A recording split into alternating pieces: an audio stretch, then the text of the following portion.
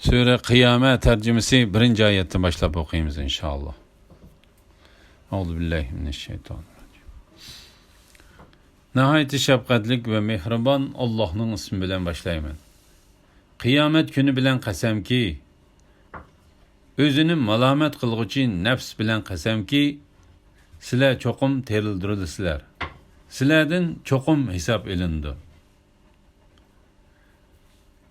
İnsan bizni özünün çirip taqılıp ketken soňaklarını cemi kılalmaydı dep guman kılamdı. Undaq emas. Yani onun soňaklarını cemi kılımız.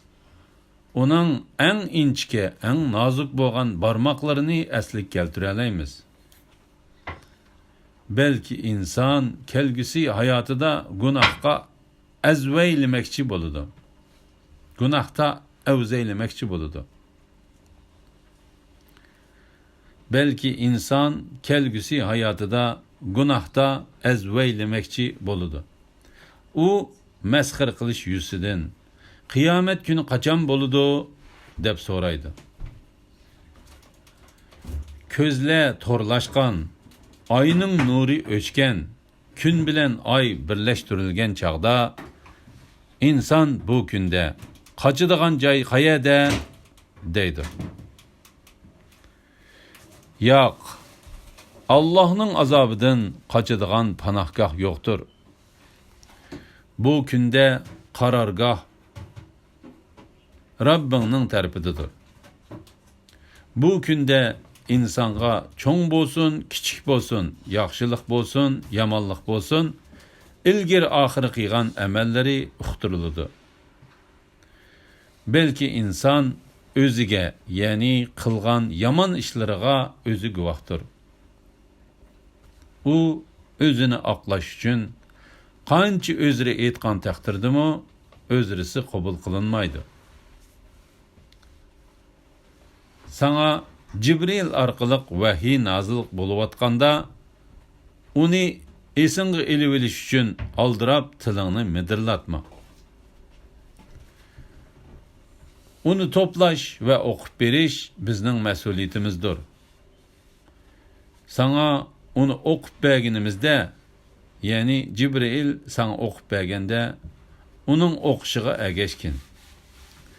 Andın onu düşündürüp beriş bizning mesuliyetimizdir. Hergiz undaq emas. Yani ölgenden keyin teriliş, hesap beriş, sizler guman kıygandek yok iş emas. Belki sizler bu dünyanı dost tutsizler. Ahiretke köngül bilmeysizler. Bu günde saadetmenlerinin yüzleri nurluk boludu. Ula Rabbiga qarab turdu. Bu günde nurgun yüzle tutuk boludu. Özlerinin çoğ müşküllikki duçar boluduğanlıqıga ula cezmen işinidir.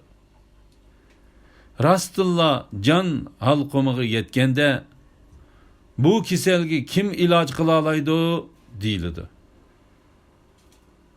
Sakrat yatkan adam bunun dünyadan ayrılış ikenlikini cezmen bildi. Sakratның qatıqlıqıdan paçaq-paçaqqa kirişip ketidi.